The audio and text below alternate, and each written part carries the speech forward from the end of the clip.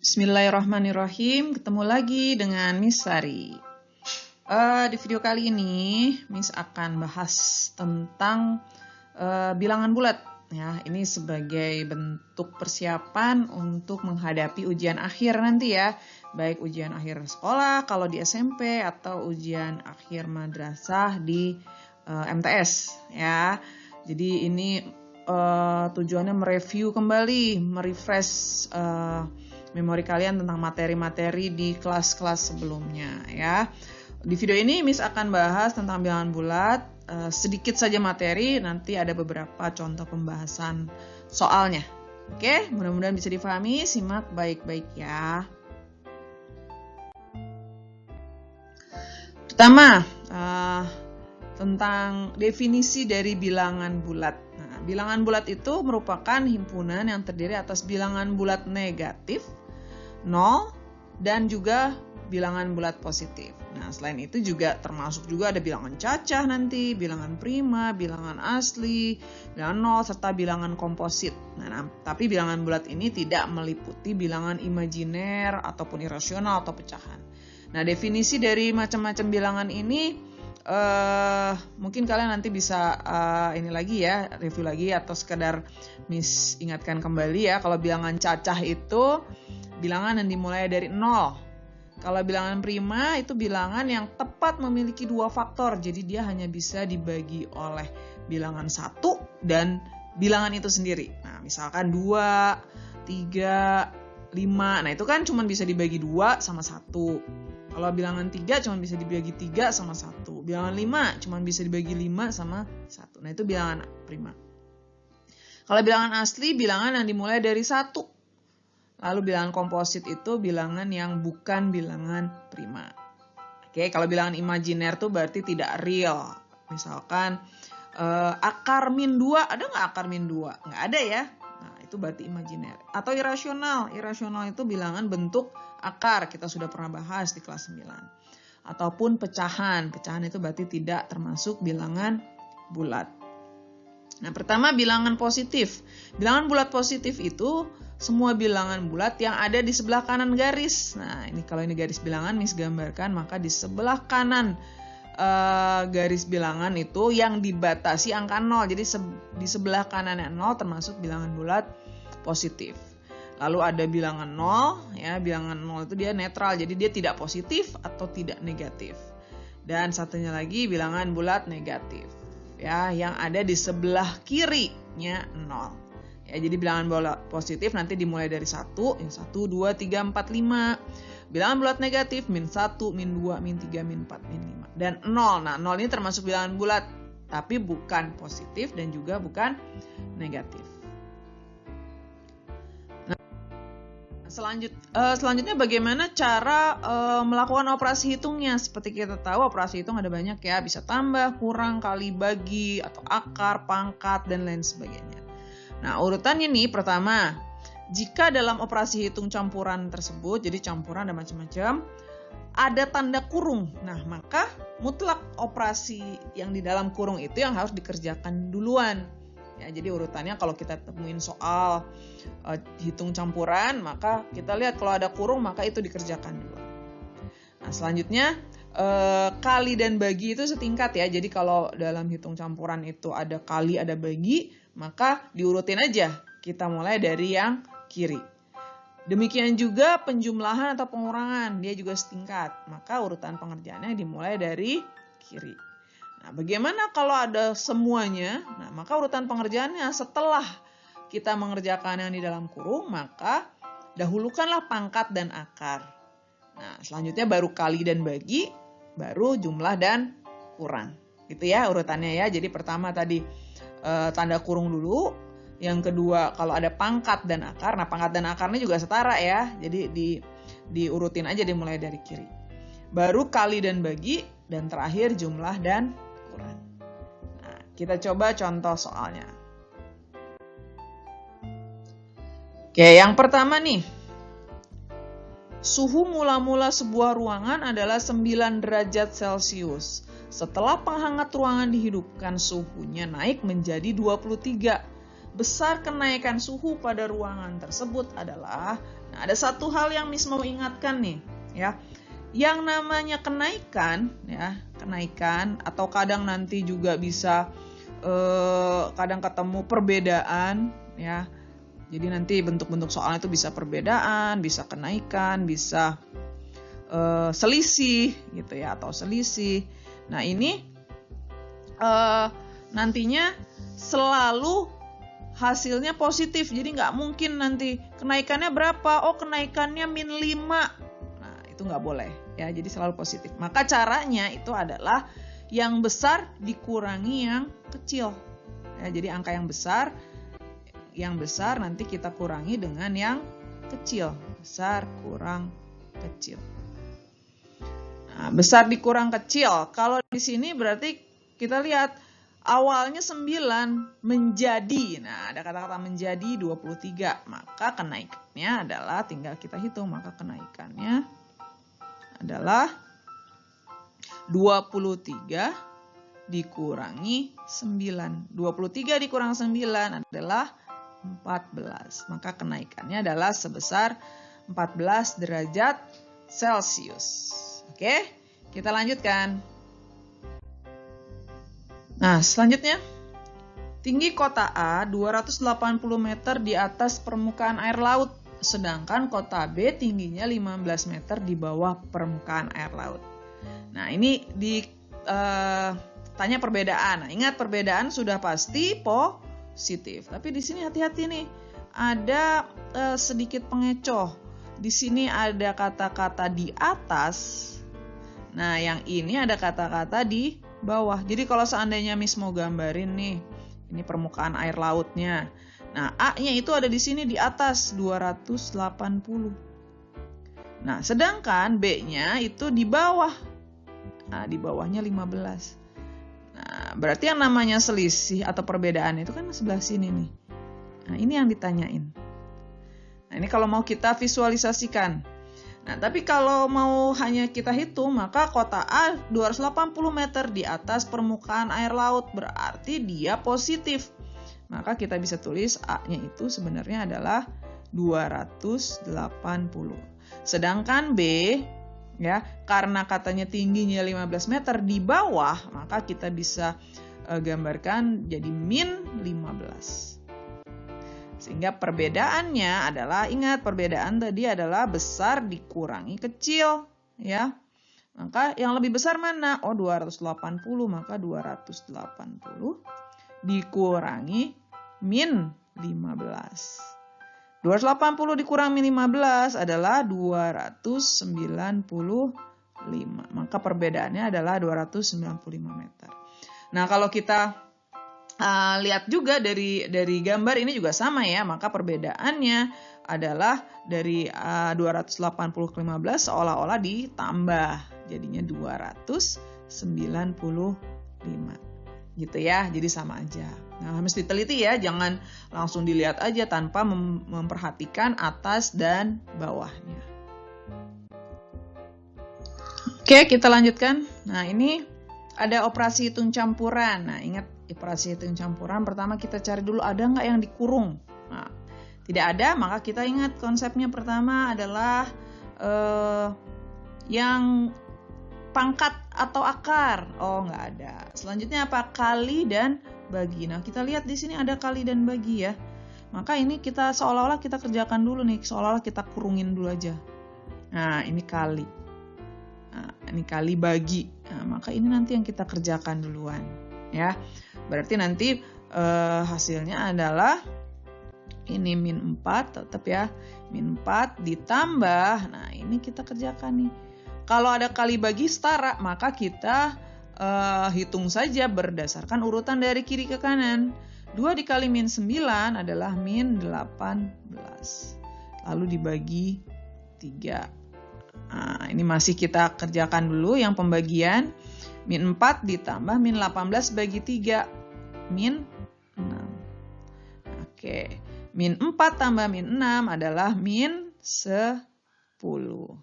Gitu ya. Jadi kalau kalian ngerjainnya tanpa menghiraukan aturan tadi, bahwa kali bagi harus duluan, hasilnya pasti salah ya, karena kalian kalau mengerjakan min 4 tambah 2 dulu, min 2. Min 2 dikali min 9, 18. 18 bagi 3, 6. Hasilnya salah ya. Jadi ingat aturan pengerjaan tadi. Oke, kita lanjutkan ya. Nah ini, jika min 12 kali 9, min 21 sama dengan segitiga tambah 72 bagi 8. Nah, nilai segitiganya berapa? Nah, berarti ini kita selesaikan saja dulu ya. Pertama, min 12 kali 9, min 21. Yang kiri dulu nih. Kalau kita lihat, sudah bisa langsung diurutin aja dari kiri ya, karena kebetulan yang perkaliannya ada di kiri. Min 12 kali 9 itu adalah min 108. Min 108 dikurang 21 sama dengan, nah ini tambah sama bagi, kita dahulukan yang pembagian. Maka ini nanti segitiga ditambah 72 bagi 8, 9. Nah, min 108 dikurang 21 berarti min 129. Sama dengan segitiga ditambah 9. Nah, dari sini kita bisa tahu bahwa segitiganya adalah min 129 dikurangi 9. Maka segitiganya adalah min 138. Oke, gitu ya. Jadi mudah. Konsepnya tetap diingat bahwa perkalian pembagian kita dahulukan dibandingkan penjumlahan atau pengurangan. Oke, nomor berikutnya ya. Nah, ini suhu di kota Paris 17 derajat Celcius pada saat turun salju. Suhunya turun 2 derajat setiap 10 menit. Suhu di kota itu setelah turun salju selama 1 jam adalah, nah kita lihat, setiap 10 menit turunnya 2 derajat. Nah, dia turun saljunya selama 1 jam. Nah, berarti kan kita dari 17 derajat ini akan turun dia. Turunnya berapa? Ya sebanyak penurunan selama 1 jam. Maka nanti penulisannya adalah suhu akhirnya ya, suhu akhirnya itu adalah 17 derajat dikurangi. Nah, penurunannya berapa? Kalau penurunannya 2 derajat setiap 10 menit, berarti penurunannya adalah 2 derajat dikali.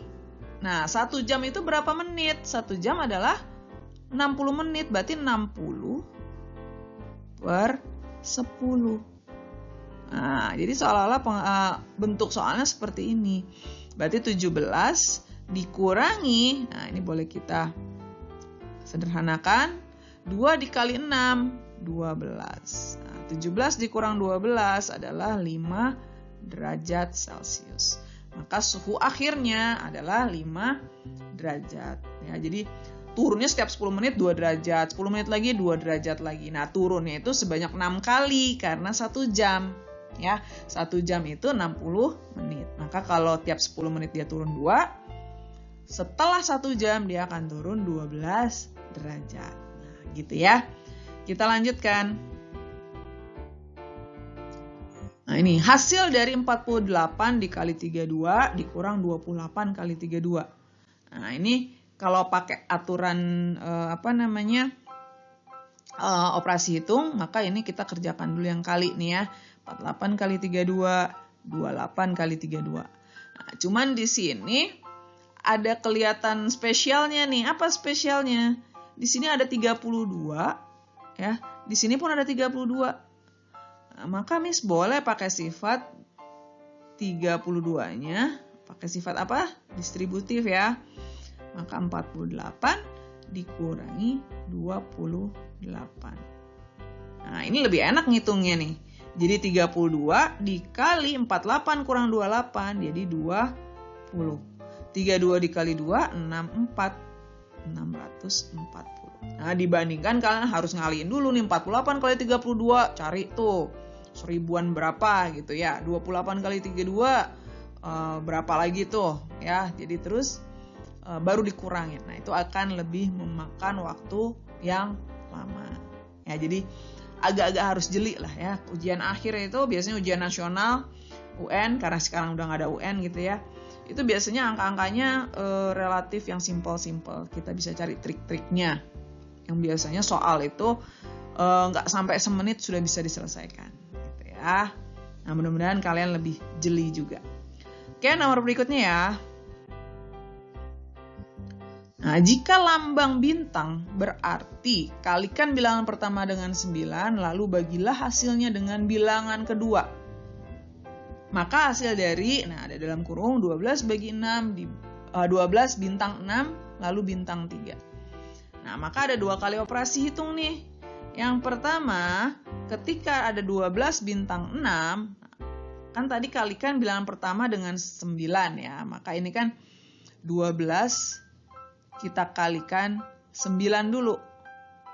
Lalu bagilah hasilnya dengan bilangan kedua. Maka ini kita bagi dengan 6. Karena bilangan pertamanya 12, bilangan keduanya 6. Nah, ini yang kurung pertama. Nah, lalu ini kan jadi bilangan pertama nih. Bilangan pertama dari yang bilangan keduanya 3. Nah, berarti ini pun nanti kita kalikan dengan 9. Nah, ini kita kalikan 9, lalu kita bagi 3. Nah, gitu ya. Jadi ada 2 tahap. Jadi ini tadi ini yang ini adalah kita operasikan yang 12 bintang 6. Jadi 12 dikali 9 lalu dibagi 6. Nah, otomatis ini nanti menjadi bilangan pertama ketika dibintangin 3. Nah, bilangan pertama tadi kita kalikan 9 lalu dibagi 3. Nah, jadi bentuknya nanti seperti ini. Ya. Oke, kita lanjutkan hitungannya. Nah, kalau menulis pembagian kan lebih enak biar bisa kelihatan disederhanainnya nih. Nah, Miss tuliskan begini. Dibagi 6 lalu dikali 9 dibagi 3. Nah, ini lebih enak nih. 12 dibagi 6, 2. 9 dibagi 3, 3. Nah, jadinya hasil akhirnya adalah 2 kali 9, 18. 18 dikali 3 adalah 54. Oke, mudah ya. Ini simple kok. Cuman tinggal bagaimana kita jeli dan teliti menghitungnya. Oke? Lanjut ya. Seorang peserta ujian menjawab 36 soal benar dan 8 soal salah dari 50 soal yang disediakan. Jika setiap jawaban benar diberi skor 4, jawaban yang salah diberi skor -2, dan tidak dijawab diberi skor -1, maka skor yang diperoleh peserta adalah, nah bentuk soal ini biasakan kita pecah dulu soalnya. Kita tahu ada 50 soal.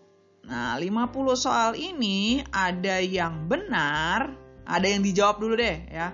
Ada yang dijawab, ada yang tidak gitu kan. Nah, dari yang dijawab, misalkan Miss tulis dulu, dijawab. Ada yang dijawab, ada yang kosong. Nah, dari yang dijawab itu ada yang benar, ada yang salah. Lalu di sini kosong. Nah, oke. Dijawab benarnya ada 36. Lalu 8 soal salah. Nah, berarti ada yang kosong, ada selisihnya ya. Maka yang kosongnya itu kan dari total 50, berarti 50 dikurangi yang benar, dikurangi lagi yang salah. 50 kurang 36, 14. 14 kurang 8, 6. Maka yang kosongnya ada 6. Nah, terus berapa skornya? Nah, ternyata kalau jawaban benar skornya adalah diberi skor 4, maka 36-nya ini kita kalikan 4. Jawaban yang salah diberi skor -2. Nah, ini dikali -2. Yang kosong skornya -1 atau tidak dijawab ya, -1. Nah, ini tinggal kita kalikan. 36 dikali 4, 144. 8 dikali -2 itu -16. 6 dikali 1 -6. Maka total skornya ini kita jumlah semua nih ya. Maka skor yang diperoleh adalah 144 dikurangi 16 dikurangi 6. Jadinya 122. Nah, skor yang diperoleh. Nah, kalau kalian tidak teliti, tidak cari dulu yang jumlah soal yang tidak dijawab, maka pasti salah jawabannya. Karena kalian tidak akan menemukan pengurangan 6 ini, ya. Jadi kalau kalian fokus sama 3, 6, dan 8 saja tanpa mencari soal yang tidak dijawab, pasti jawabannya salah. Karena jawaban yang kosong pun ada skornya, ya. Jadi mesti teliti bentuk soal seperti ini. Oke, nomor berikutnya ya. Nah, masih tentang skor nih. Dalam suatu tes, setiap soal benar diberi skor 4, salahnya -2, dan tidak dijawab -1. Ali menjawab benar 28, tidak dijawab 5, dan mendapat jumlah skornya 93. Banyak soal yang dijawab salah adalah, nah ini kebalikan nih, dibalik nih soalnya. Ya, ini pernah keluar di UN nih. Nah, total soalnya nggak dikasih tahu, jelas. Kalau dikasih tahu kalian tinggal ngurangin ya. Yang diketahui adalah jumlah skor. Lalu bagaimana cara mengerjakannya? Tetap sama. Nah, sekarang jumlah benar itu diberi skornya 4. Nah, maka 28 dikali 4. Nah, ini untuk skor benar. Skor salahnya -2. Nah, kita masih belum tahu nih berapa salahnya. Kita anggap aja misalkan salah itu kita anggap S ya. Maka karena salahnya itu -2 maka -2S. Gitu. Total salahnya. Dan tidak dijawab -1. Nah, padahal yang dia tidak dijawab ada 5, berarti 5 dikali -1. Nah, total skor ini ternyata sama dengan 93. Tinggal kita hitung, 28 kali 4 itu adalah 112 dikurang 2S dikurang 5 sama dengan 93. Nah, tinggal kita hitung ya. -2S sama dengan 93 dikurang 112 ditambah 5. Oke, berarti -2S sama dengan 93 dikurang 112 ditambah 5, berarti 98 dikurang 112 -14. Sehingga total jawaban salah, nah jumlah soal yang salah ya, berarti -14 dibagi -2. Ada 7 soal, maka 7 soal yang dijawab salah. Ya, jadi konsepnya tetap tadi ya, jumlah skor itu adalah jumlah soal yang dijawab benar, maka dikali skor benarnya. Jumlah soal yang dijawab salah dikali skor salah, dan jumlah soal yang tidak dijawab dikali dengan total skor tidak dijawabnya, gitu ya. Lalu dijumlahkan. Oke, satu soal lagi ya. Nah, ini suatu ruangan pendingin bersuhu 3 derajat Celcius. Setelah mesin pendingin diaktifkan, suhu ruangan tersebut turun 2 derajat setiap 4 menit. Nah, mirip yang tadi nih. Jika suhu ruangan pendingin sekarang -11, mesin pendingin telah diaktifkan selama berapa lama? Nah, ini kebalikan tapi soalnya. Ya. Tapi tetap kita sistem pengerjaannya tetap sama.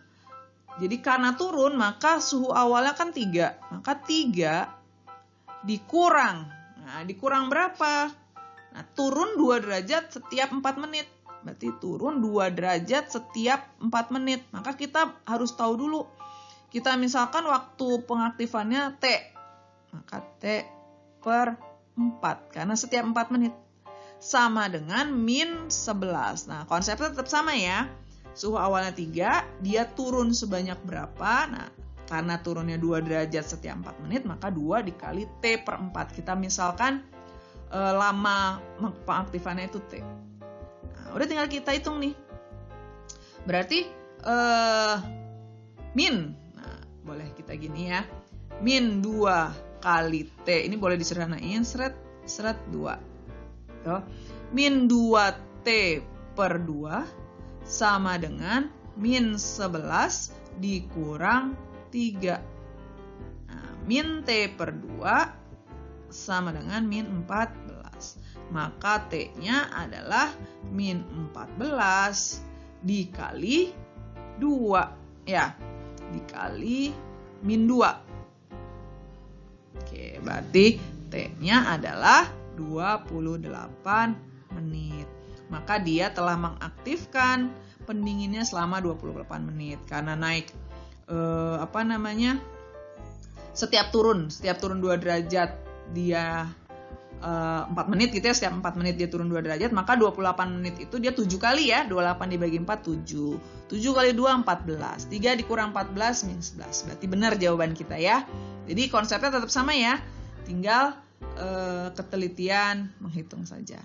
Oke, mudah-mudahan bisa dipahami. Ini sudah cukup 10 contoh soal untuk materi bilangan bulat. Insya Allah nanti di ujian akhir nanti materi bilangan bulat kalian bisa kuasai, bisa jawab dengan waktu yang singkat, dengan ketelitian yang tinggi, sehingga nanti akhirnya mendapatkan nilai yang terbaik.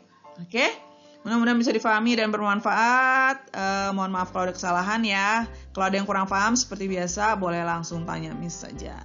Oke, kita ketemu di video-video Miss Sari berikutnya.